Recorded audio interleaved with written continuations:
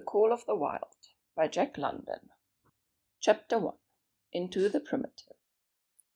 Buck did not read the newspapers, or he would have known that trouble was brewing, not alone for himself, but for every tidewater dog, strong of muscle and with warm long hair from Puget Sound to San Diego. Because men, groping in the Arctic darkness, had found a yellow metal, and because steamship and transportation companies were booming the find, thousands of men were rushing into the Northland. These men wanted dogs, and the dogs they wanted were heavy dogs, with strong muscles by which to toil and furry coats to protect them from the frost. Buck lived at a big house in the sun-kissed Santa Clara Valley. Judge Miller's place, it was called. It stood back from the road, half hidden among the trees, through which glimpses could be caught of the wide, cool veranda that ran around its four sides. The house was approached by gravel driveways, which wound through the wide, spreading lawns and under the interlacing boughs of the tall poplars. At the rear, things were on an even more spacious scale than at the front. They were great stables, where a dozen grooms and boys held forth, rows of vine-clad servants' cottages, an endless and orderly array of outhouses, low grape arbors, green pastures, orchards, and berry patches. Then there was the pumping plant for the artisan well, and the big cement tank where Judge Miller's boys took their morning plunge and kept cool in the hot afternoon. And over this great domain Buck ruled. Here he was born, and here he had lived the 4 years of his life. It was true, there were other dogs. There could not but be other dogs on so vast a place, but they did not count. They came and went, resided in the populous kennels, or lived obscurely in the recesses of the house after the fashion of Toots, the Japanese pug, or Isabel, the Mexican hairless. Strange creatures that really put nose out of doors or set foot to ground.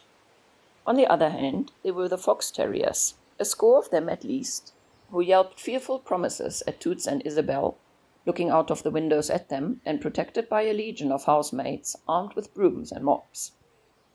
But Buck was neither house dog nor kennel dog. The whole realm was his. He plunged into the swimming tank or went hunting with the judge's sons. He escorted Molly and Alice, the judge's daughters, on long twilight or early morning rambles. On wintry nights he lay at the judge's feet before the roaring library fire. He carried the judge's grandsons on his back or rolled them in the grass, and guarded their footsteps through wild adventures down to the fountain in the stable yard, and even beyond, where the paddocks were and the berry patches. Among the terriers he stalked imperiously, and Toots and Isabel he utterly ignored, for he was king over all creeping, crawling, flying things of Judge Miller's place, humans included. His father, Elmo, a huge Saint Bernard, had been the judge's inseparable companion, and Buck bid fair to follow in the way of his father. He was not so large, he weighed only 140 pounds, for his mother Shep had been a Scotch shepherd dog. Nevertheless, 140 pounds, to which was added the dignity that comes of good living and universal respect, enabled him to carry himself in a right royal fashion. During the 4 years since his puppyhood, he had lived the life of a sated aristocrat. He had a fine pride in himself, was even a trifle egotistical, as country gentlemen sometimes become because of their insular situation. But he had saved himself from not becoming a mere pampered house dog. Hunting and kindred outdoors delight had kept down the fat and hardened his muscles. And to him, as to the cold-tubbing races, the love of water had been a tonic and a health preserver. And this was the manner of dog Buck was in the fall of 1897, when the Klondike strike dragged men from all over the world into the frozen north. But Buck did not read the newspapers, and he did not know that Manuel, one of the gardener's helpers, was an undesirable acquaintance. Manuel had one besetting sin. He loved to play Chinese lottery. Also, in his gambling, he had one besetting weakness, and this made his damnation certain. For to play a system requires money, while the wages of a gardener's helper do not lap over the needs of a wife and numerous progeny. The judge was at a meeting of the Raisin Growers Association, and the boys were busy organizing an athletic club on the memorable day of Manuel's treachery. No one saw him and Buck go off through the orchard on what Buck imagined was merely a stroll. And with the exception of a solitary man, no one saw them arrive at the little flag station known as College Park. This man talked with Manuel, and money clinked between them. "You might wrap up the goods before you deliver them," the stranger said gruffly, and Manuel doubled a piece of stout rope around Buck's neck under the collar. "Twist it, and you'll choke him plenty," Manuel said, and the stranger grunted a ready affirmative. Buck had accepted the rope with a quiet dignity. To be sure, it was an unwanted performance, but he had learned to trust in men he knew, and to give them credit for a wisdom that outreached his own. But when the end of the rope was placed in the stranger's hand, he growled menacingly. He had nearly intimated his displeasure, in his pride believing that to intimate was to command. But to his surprise, the rope tightened around his neck, shutting off his breath. In a quick rage, he sprang at the man, who met him halfway, grappled him close by the throat, and with a deft twist threw him over on his back. Then the rope tightened mercilessly, while Buck struggled in a fury, his tongue lolling out of his mouth and his great chest panting futilely. Never in all his life had he been so vilely treated, and never in all his life had he been so angry. But his strength ebbed, his eyes glazed, and he knew nothing when the train was flagged and the two men threw him into the baggage car. The next he knew, he was dimly aware that his tongue was hurting, and that he was being jolted along in some kind of a conveyance. The hoarse shriek of a locomotive whistling a crossing told him where he was. He had travelled too often with the judge not to know the sensation of riding in a baggage car. He opened his eyes, and into them came the unbridled anger of a kidnapped king. The man sprang for his throat, but Buck was too quick for him. His jaws closed on the hand, and they did not relax till his senses were choked out of him once more.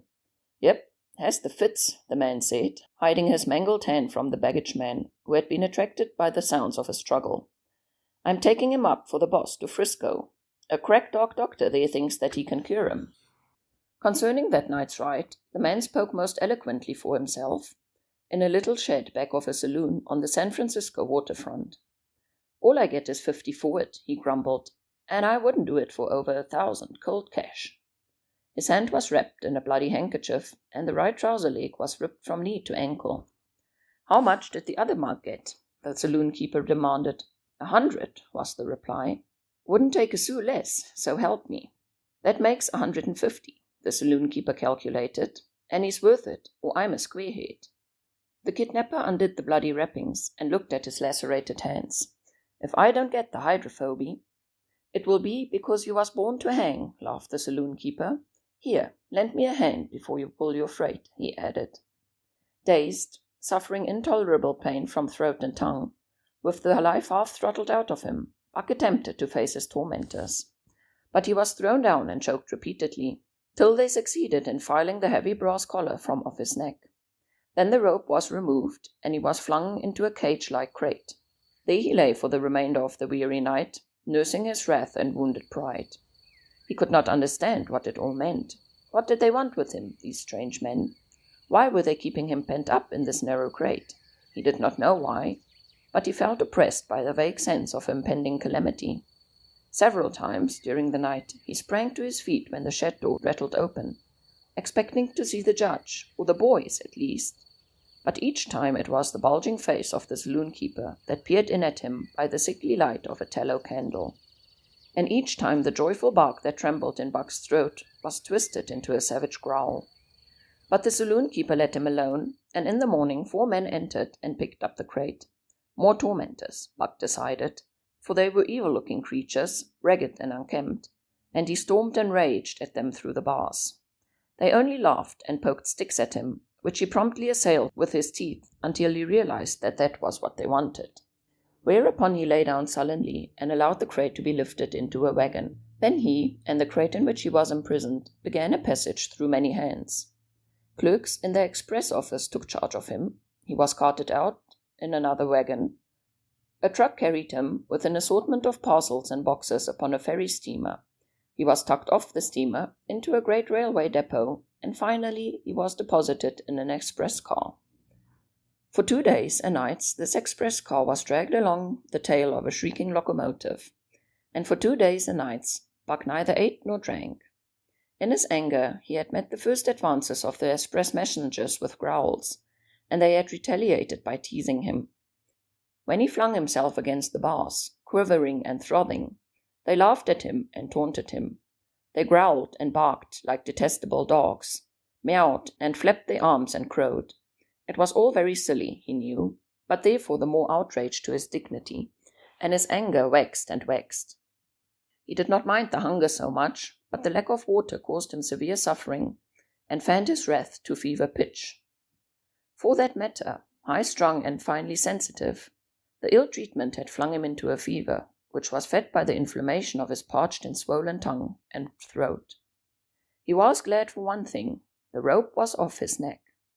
That had given them an unfair advantage, but now that it was off, he would show them. They would never get another rope around his neck. Upon that he was resolved. For 2 days and nights he neither ate nor drank, and during those 2 days and nights of torment he accumulated a fund of wrath that boded ill for whoever first fell foul of him. His eyes turned bloodshot, and he was metamorphosed into a raging fiend. So changed was he that the judge himself would not have recognized him, and the express messengers breathed with relief when they bundled him off the train at Seattle. 4 men gingerly carried the crate from the wagon into a small, high-walled backyard. A stout man, with a red sweater that sagged generously at the neck, came out and signed the book for the driver. That was the man, Buck divined, the next tormentor, and he hurled himself savagely against the bars. The man smiled grimly and brought a hatchet and a club. "You ain't going to take him out now?" the driver asked. "Sure," the man replied, driving the hatchet into the crate for a pry. There was an instantaneous scattering of the 4 men who had carried it in, and from safe perches on top of the wall they prepared to watch the performance. Buck rushed at the splintering wood, sinking his teeth into it, surging and wrestling with it. Wherever the hatchet fell on the outside, there he was on the inside, snarling and growling, as furiously anxious to get out as the man in the red sweater was calmly intent on getting him out. "Now, you red-eyed devil," he said, when he had made an opening sufficient for the passage of Buck's body. At the same time, he dropped the hatchet and shifted the club to his right hand. And Buck was truly a red-eyed devil, as he drew himself together for the spring, hair bristling, mouth foaming, a mad glitter in his bloodshot eyes. Straight at the man he launched his 140 pounds of fury, surcharged with the pent passion of 2 days and nights. In mid-air, just as his jaws were about to close on the man, he received a shock that checked his body and brought his teeth together in an agonizing clip. He whirled over, fetching the ground on his back and side. He had never been struck by a club in his life, and did not understand. With a snarl that was part bark and more scream, he was again on his feet and launched into the air. And again the shock came, and he was brought crushingly to the ground. This time he was aware that it was the club, but his madness knew no caution. 12 times he charged, and as often the club broke the charge and smashed him down. After a particularly fierce blow, he crawled to his feet, too dazed to rush. He staggered limply about, the blood flowing from nose and ears and mouth, his beautiful coat sprayed and flecked with bloody slaver. Then the man advanced and deliberately dealt him a frightful blow on the nose. All the pain he had endured was nothing compared to this exquisite agony. With a roar that was almost lion-like in its ferocity, he again hurled himself at the man, but the man, shifting the club from right to left, coolly caught him under the jaw, at the same time wrenching downward and backward. Buck described a complete circle in the air and half of another, then crashed to the ground on his head and chest. For the last time he rushed. The man struck the shrewd blow he had purposely withheld for so long, and Buck crumpled up and went down, knocked utterly senseless. "He's no slouch at dog breaking, that's what I say," one of the men on the wall cried enthusiastically. "Rather break Caius's any day, and twice on Sundays," was the reply of the driver, as he climbed on the wagon and started the horses. Buck's senses came back to him, but not his strength. He lay where he had fallen, and from there he watched the man in the red sweater. "Answers to the name of Buck," the man soliloquized, quoting from the saloon-keeper's letter, which had announced the consignment of the crate and contents. "Well, Buck, my boy," he went on in a genial voice, "we've had our little ruction, and the best thing we can do is to let it go at that. You've learned your place, and I know mine. Be a good dog, and all will go well, and the goose hang high. Be a bad dog, and I will whale the stuffing right out of you. Understand?" As he spoke, he fearlessly patted the head he had so mercilessly pounded, and though Buck's hair involuntarily bristled at the touch of the hand, he endured it without protest. When the man brought him water, he drank eagerly, and later bolted a generous meal of raw meat, chunk by chunk, from the man's hand. He was beaten, he knew that, but he was not broken. He saw, once and for all, that he stood no chance against a man with a club. He had learned a lesson, and in all his life he never forgot that. That club was a revelation. It was his introduction to the reign of primitive law, and he met the introduction halfway. The facts of life took on a fiercer aspect, and while he faced that aspect uncowed, he faced it with all the latent cunning of his nature aroused. As the days went by, other dogs came, in crates and at the end of ropes, some docilely, and some raging and roaring as he had come, and, one and all, he watched them pass under the dominion of the man in the red sweater. Again and again, as he looked at each brutal performance, the lesson was driven home to Buck. A man with a club is a lawgiver, a master to be obeyed, though not necessarily conciliated. Of this last Buck was never guilty, though he did see beaten dogs that fawned upon the man, and wagged their tails and licked his hand.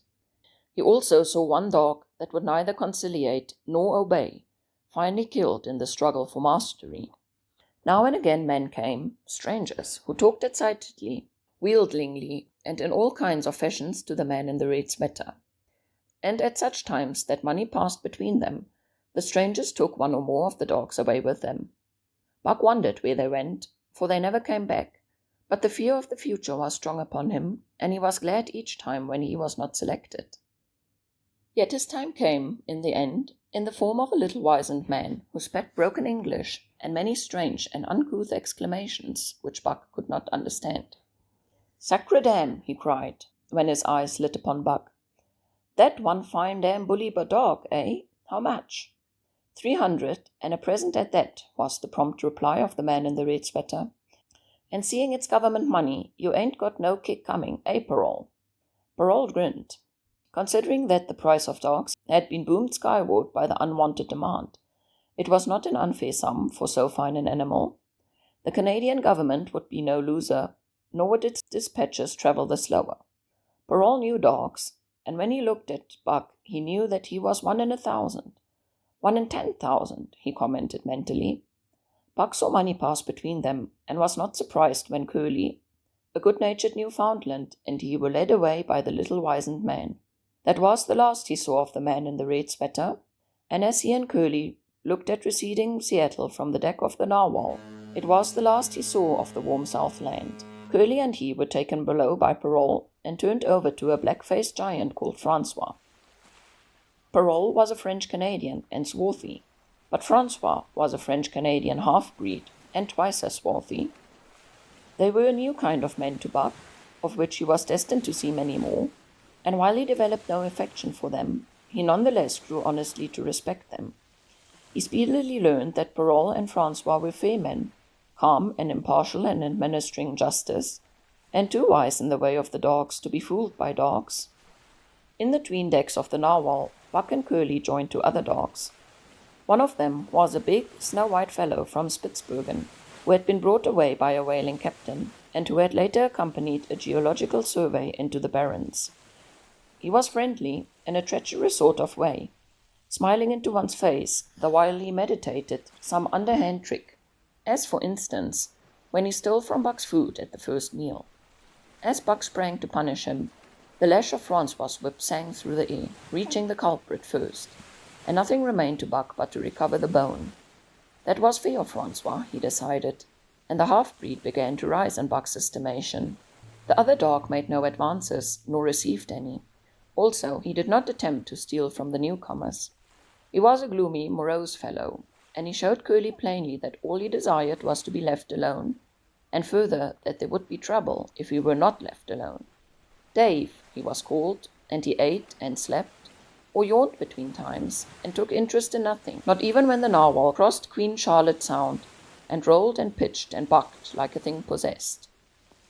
When Curly and Buck grew excited, half wild with fear, he raised his head as though annoyed, favored them an incurious glance, yawned, and went back to sleep again.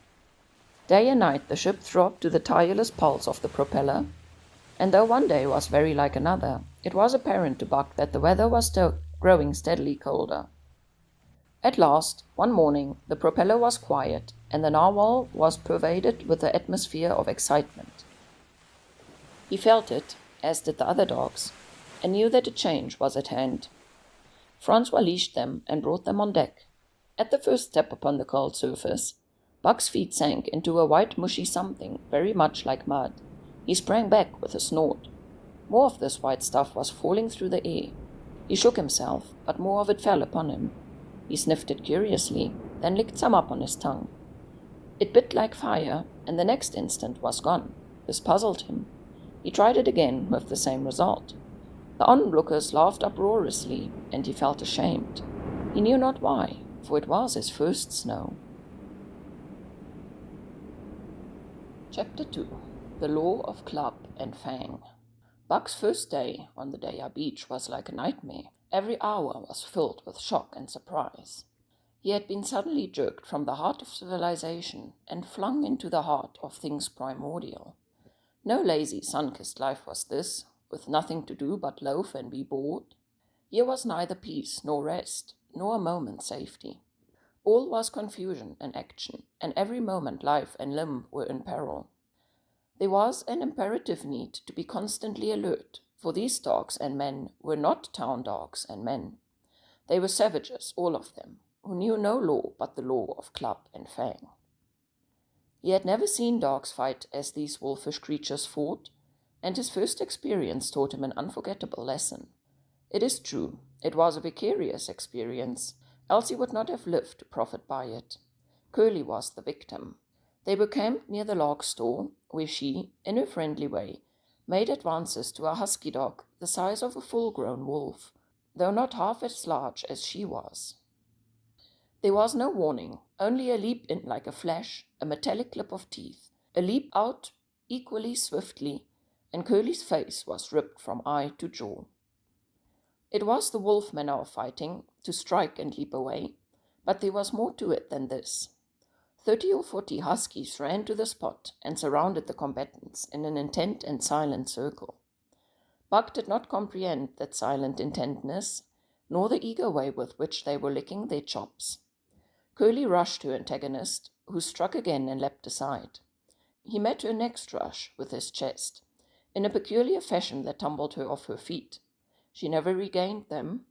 This was what the onlooking huskies had been waiting for. They closed in upon her, snarling and yelping, and she was buried, screaming in agony, beneath a bristling mass of bodies. So sudden was it, and so unexpected, that Buck was taken aback. He saw Spitz run out his scarlet tongue in a way he had of laughing, and he saw Francois, swinging an axe, spring into the mass of dogs. 3 men with clubs were helping him to scatter them. It did not take long. 2 minutes from the time Curly went down, the last of her assailants were clubbed off, but she lay there limp and lifeless in the bloody trampled snow, almost literally torn to pieces, and the swart half-breed standing over her and cursing horribly. The scene often came back to Buck to trouble him in his sleep. So that was the way. No fair play. Once down, that was the end of you. Well, he would see to it that he never went down. Spitz ran out his tongue and laughed again, and from that moment Buck hated him with a bitter and deathless hatred. But he had recovered from the shock caused by the tragic passing of Curly. Before he had recovered from the shock caused by the tragic passing of Curly, he received another shock. Francois fastened upon him an arrangement of straps and buckles. It was a harness, such as he had seen the grooms put on the horses at home. And as he had seen the horses work, so he was set to work, hauling Francois on a sled to the forest that fringed the valley, and returning with a load of firewood. Though his dignity was sorely hurt by thus being made a draft animal, he was too wise to rebel. He buckled down with a will and did his best, though it was all new and strange. Francois was stern, demanding instant obedience, and by virtue of his whip receiving instant obedience, while Dave, who was an experienced wheeler, nipped Buck's hind quarters whenever he was in error. Spitz was the leader, likewise experienced, and while he could not always get at Buck, he growled sharp reproof now and again, or cunningly threw his weight in the traces to jerk Buck into the way he should go. Buck learned easily, and under the combined tuition of his two mates and Francois, made remarkable progress. Ere they returned to camp, he knew enough to stop at Hoe, to go ahead at Mush, to swing wide on the bends, and to keep clear of the wheeler when the loaded sled shot downhill at their heels. "They're very good dogs," Francois told Parole. "That Buck, him pull like hell. I teach him quick as anything."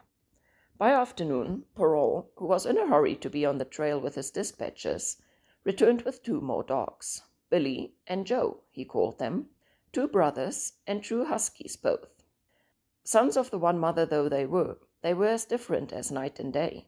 Billy's one fault was his excessive good nature, while Joe was the very opposite, sour and introspective, with a perpetual snarl and a malignant eye. Buck received them in comradely fashion. Dave ignored them, while Spitz proceeded to thrash first one and then the other. Billy wagged his tail appeasingly, turned to run when he saw that appeasement was of no avail, and cried, still appeasingly, when Spitz's sharp teeth scored his flank. But no matter how Spitz circled, Joe whirled around on his heels to face him, mane bristling, ears laid back, lips writhing and snarling, jaws clipping together as fast as he could snap, and eyes diabolically gleaming, the incarceration of belligerent fear. So terrible was his appearance that Spitz was forced to forego disciplining him, but to cover his own discomfiture, he turned upon the inoffensive and wailing Billy, and drove him to the confines of the camp. By evening, Parole secured another dog, an old husky, long and lean and gaunt, with a battle-scarred face and a single eye which flashed a warning of prowess that commanded respect. He was called Solex, which means the angry one. Like Dave, he asked nothing, gave nothing, expected nothing, and when he marched slowly and deliberately into their midst, even Spitz left him alone. He had one peculiarity which Buck was unlikely enough to discover. He did not like to be approached on his blind side. Of this offense Buck was unwittingly guilty, and the first knowledge he had of his indiscretion was when Solex whirled upon him and slashed his shoulder to the bone for 3 inches up and down. Forever after Buck avoided his blind side, and to the last of their comradeship had no more trouble. His only apparent ambition, like Dave's, was to be left alone, though, as Buck was afterward to learn, each of them possessed one other and even more vital ambition. That night, Buck faced the great problem of sleeping. The tent, illuminated by a candle, glowed warmly in the midst of the white plain, and when he, as a matter of course, entered it, both Parole and Francois bombarded him with curses and cooking utensils, till he recovered from his consternation and fled into the outer cold. A chill wind was blowing that nipped him sharply and bit with special venom into his wounded shoulder. He lay down on the snow and attempted to sleep, but the frost soon drove him shivering to his feet. Miserable and disconsolate, he wandered about among the many tents, only to find that one place was as cold as another. Here and there savage dogs rushed upon him, but he bristled his neck hair and snarled, for he was learning fast, and they let him go on his way unmolested. Finally, an idea came to him. He would return and see how his own teammates were making out. To his astonishment, they had disappeared. Again he wandered about the great camp, looking for them, and again he returned. Were they in the tent? No, that could not be, else he would not have been driven out. Then where could they possibly be? With drooping tail and shivering body, very forlorn indeed, he aimlessly circled the tent. Suddenly, the snow gave way beneath his forelegs, and he sank. Something wriggled under his feet. He sprang back, bristling and snarling, fearful of the unseen and unknown, but a friendly little yelp reassured him, and he went to investigate. A whiff of warm air ascended to his nostrils, and there, curled under the snow in a snug ball, lay Billy. He whined placatingly, squirmed and wiggled to show his good will and intentions, and even ventured, as a bribe for peace, to lick Buck's face with his warm, wet tongue. Another lesson. So that was what they did, eh? Buck confidently selected a spot, and with much fuss and waste effort proceeded to dig a hole for himself. In a trice, the heat from his body filled the confined space, and he went to sleep. The day had been long and arduous, and he slept soundly and comfortably, though he growled and barked and wrestled with bad dreams. Nor did he open his eyes till roused by the noise of the waking camp. At first he did not know where he was. It had snowed during the night, and he was completely buried. The snow walls pressed him on every side, and a great surge of fear swept through him, the fear of the wild thing for the trap. It was a token that he was harking back through his own life to the lives of his forebears, for he was a civilized dog, an unduly civilized dog, and of his own experience knew no trap, and so could not of himself fear it. The muscles of his whole body contracted spasmodically and instinctively. The hair on his neck and shoulders stood on end, and with a ferocious snarl he bounded straight up into the blinding day, the snow flying about him in a flashing cloud. Ere he landed on his feet, he saw the white camp spread out before him, and knew where he was, and remembered all that had passed from the time he went for a stroll with Manuel to the hole he had dug for himself the night before. A shout from Francois hailed his appearance. "What I say," the dog driver cried to Parole. "That Buck sure learned quick as anything." Parole nodded gravely. As a courier for the Canadian government, bearing important dispatches, he was anxious to secure the best dogs, and he was particularly gladdened by the possession of Buck. 3 more huskies were added to the team inside an hour, making a total of 9, and before another quarter of an hour had passed, they were in harness and swinging up the trail toward the Daya Canyon. Buck was glad to be gone, and though the work was hard, he found he did not particularly despise it. He was surprised at the eagerness which animated the whole team and which was communicated to him, but still more surprising was the change wrought in Dave and Sol-leks. They were new dogs, utterly transformed by the harness. All passiveness and unconcern had dropped out of them. They were alert and active, anxious that work should go well, and fiercely irritable with whatever, by delay or confusion, retarded that work. The toil of the traces seemed the supreme expression of their being, and all that they lived for, and the only thing in which they took delight. Dave was wheeler or sled dog. Pulling in front of him was Buck. Then came Sol-leks. The rest of the team was strung out ahead, single file to the leader, which position was filled by Spitz. Buck had been purposely placed between Dave and Sol-leks, so that he might receive instruction. Apt scholar that he was, they were equally apt teachers, never allowing him to linger long in error, and enforcing their ways with their sharp teeth. Dave was fair and wise. He never nipped Buck without cause, and he never failed to nip him when he stood in need of it. As Francois' whip backed him up, Buck found it to be cheaper to mend his ways than to retaliate. Once, during a brief halt, when he got tangled in the traces and delayed the start, both Dave and Sol-leks flew at him and administered a sound trouncing. The resulting tangle was even worse, but Buck took great care to keep the traces clear thereafter, and ere the day was done, so well he had mastered his work, his mates about stopped nagging him. Francois' whip snapped less frequently, and Parole even honored Buck by lifting up his feet and examining them.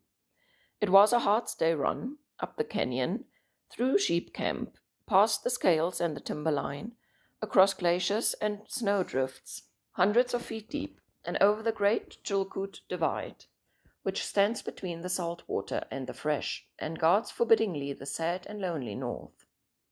They made good time down the chain of lakes which fills the craters of extinct volcanoes, and late that night pulled into a huge camp at the head of Lake Bennett, where thousands of gold seekers were building boats against the break-up of ice in the spring. Buck made his hole in the snow and slept the sleep of the exhausted just, but all too early was rooted into the darkness and harnessed with his mates to the sled. That day they made 40 miles, the trail being packed, but the next day, and for many days to follow, they broke their own trail, worked harder, and made poorer time. As a rule, Parole traveled ahead of the team, packing the snow with webbed shoes that made it easier for them. Francois, guiding the sled at the gee pole, sometimes exchanged places with him, but not often. Perrault was in a hurry, and he prided himself on his knowledge of ice, which knowledge was indispensable, for the ice was very thin, and where there was swift water, there was no ice at all. Day after day, for days unending, Buck toiled in the traces. Always they broke camp in the dark, and the first grey of dawn found them hitting the trail with fresh miles reeled off behind them. And always they pitched camp after dark, eating their bits of fish and crawling to sleep into the snow. Buck was ravenous. 1.5 pounds of sun-dried salmon, which was his ration for each day, seemed to go nowhere. He never had enough, and suffered from perpetual hunger pangs. Yet the other dogs, because they weighed less, and were born to the life, received only 1 pound of the fish and managed to keep in good condition. He swiftly lost the fastidiousness which had characterized his old life. A dainty eater, he found that his mates, finishing first, robbed him of his unfinished ration. There was no defending it. While he was fighting off 2 or 3, it was disappearing down the throats of the others. To remedy this, he ate as fast as they, and, so greatly did hunger compel him, he was not above taking what did not belong to him. He watched and learned. When he saw Pike, one of the new dogs, a clever maligner and thief, slyly steal a slice of bacon when Perrault's back was turned, he duplicated the performance the following day, getting away with a whole chunk. A great uproar was raised, but he was unsuspected, while Dub, an awkward blunderer who was always getting caught, was punished for Buck's misdeed. This first theft marked Buck as fit to survive in the hostile Northland environment. It marked his adaptability, his capacity to adjust himself to changing conditions, the lack of which would have meant a swift and terrible death. It marked further the decay or going to pieces of his moral nature, a vain thing and a handicap in the ruthless struggle for existence. It was all well enough in the Southland, under the law of love and fellowship, to respect private property and personal feelings. But in the Northland, under the law of club and fang, whoso took such thing into account was a fool, and in so far as he observed them, he would fail to prosper. Not that Buck reasoned it out. He was fit, that was all, and unconsciously he accommodated himself to the new mode of life. All his days, no matter what the odds, he had never run from a fight, but the club of the man in the red sweater had beaten into him a more fundamental and primitive code. Civilized, he could have died for a moral consideration, say the defense of Judge Wheeler's riding whip, but the completeness of his decivilization was now evidenced by his ability to flee from the defense of a moral consideration and to save his own hide. He did not steal for the joy of it, but because of the clamor of his stomach. He did not rob openly, but he stole secretly and cunningly, out of respect for club and fang. In short, the things he did were done because it was easier to do them than not to do them. His development, or retrogression, was rapid. His muscles became hard as iron, and he grew callous to all ordinary pain. He achieved an internal as well as external economy. He could eat anything, no matter how loathsome or indigestible, and, once eaten, the juices of his stomach extracted the least particle of nutriment, and his blood carried it to the farthest reaches of his body, building it into the toughest and stoutest of tissues. Sight and scent became remarkably keen, while his hearing developed such acuteness that in his sleep he heard the faintest sound, and knew whether it heralded peace or peril. He learned to bite the ice out with his teeth when it collected between his toes, and when he was thirsty and there was a thick scum of ice over the water-hole, he would break it by rearing and striking it with stiff forelegs. His most conspicuous trait was an ability to scent the wind and forecast it a night in advance. No matter how breathless the air was when he dug his nest by tree or bank, the wind that later blew inevitably found him to leeward, sheltered and snug.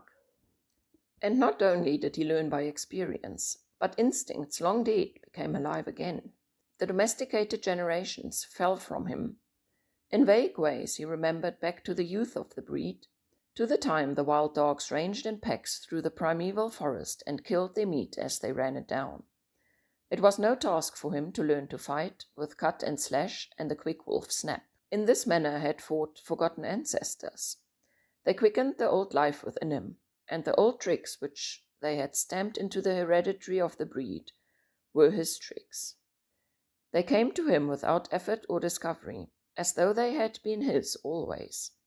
And when, on the cold, still nights, he pointed his nose at a star, and howled long and wolf-like, it was his ancestors, dead and dust, pointing nose at star, and howling down through the centuries and through him.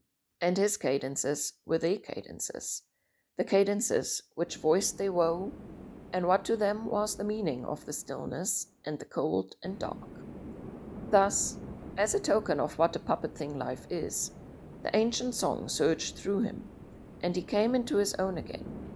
And he came because men had found a yellow metal in the north, and because Manuel was a gardener's helper whose wages did not lap over the needs of his wife and divers small copies of himself.